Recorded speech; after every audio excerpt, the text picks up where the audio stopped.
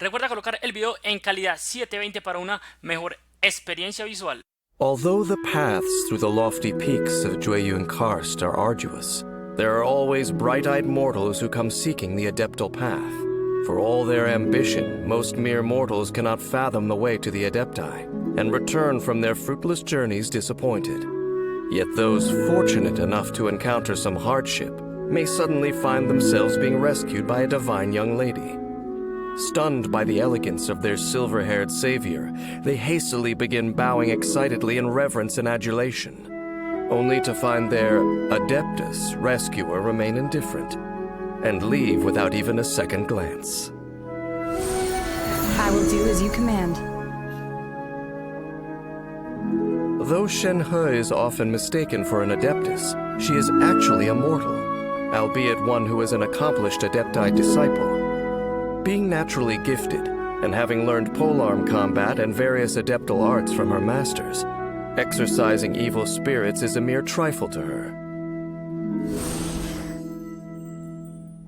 Under her master's tutelage, Shenhe trained diligently, producing impressive results.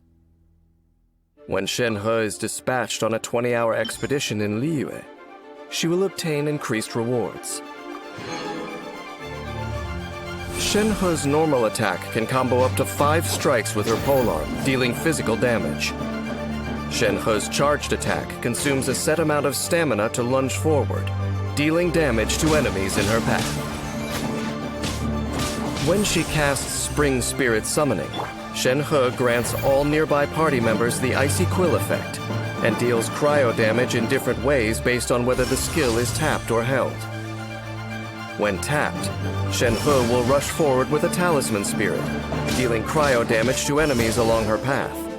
When held, Shenhe commands the Talisman Spirit to deal AoE cryo damage to surrounding enemies. When party members are affected by Icy Quill, normal, charged, and plunging attacks, elemental skills, and elemental bursts that deal cryo damage to enemies deal increased damage based on Shenhe's current attack. The Icy Quill's effect will be cleared once its duration ends, or after being triggered a certain number of times. When the skill is held rather than tapped, the effect lasts longer and can be triggered more times. When a party member with the Icy Quill effect deals an instance of cryo damage to multiple enemies, the effect is triggered multiple times, according to the number of enemies hit. The number of times Icy Quill's effect is triggered is calculated separately for each party member. After unlocking the talent Spirit Communion Seal, when Shenhe casts Spring Spirit Summoning, she grants additional effects to all nearby party members. Tapping the skill increases their elemental skill and elemental burst damage, while holding the skill increases their normal, charged, and plunging attack damage. Cryo Incarnate! Shenhe unleashes the power of the Talisman Spirit, allowing it to roam free, dealing AoE cryo damage. The Talisman Spirit then creates a field, which decreases the cryo and physical resistance of enemies within, and also deals periodic cryo damage to them. After unlocking the talent Deific Embrace, an active character within the AoE of Divine Maiden's Deliverance will gain a cryo damage bonus. Shenhe is fated to bear the curse of calamity. As cautioned by the Adepti, she is careful to avoid harming the innocent.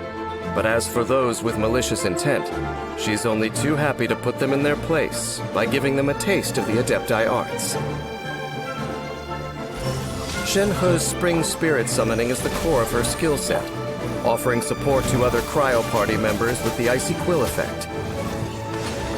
In battle, proficient use of her elemental skills' tap and hold effects allows Shenhe to shine by enhancing the party's attack capabilities.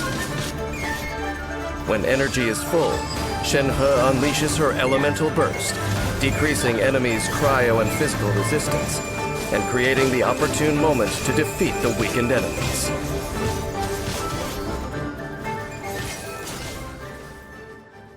Liyue Harbor is known as a bustling melting pot of a city, ready to welcome any and every lonely figure.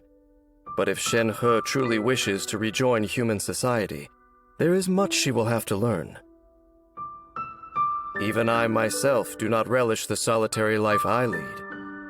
When others are fortunate enough to meet a companion for their journey, I sincerely wish them the very best. After all, to this day, I hold that people should be authors of their own fate, both the crane ready to make peace with the past, and the beast with a grudge to bear have the freedom to make their journey home.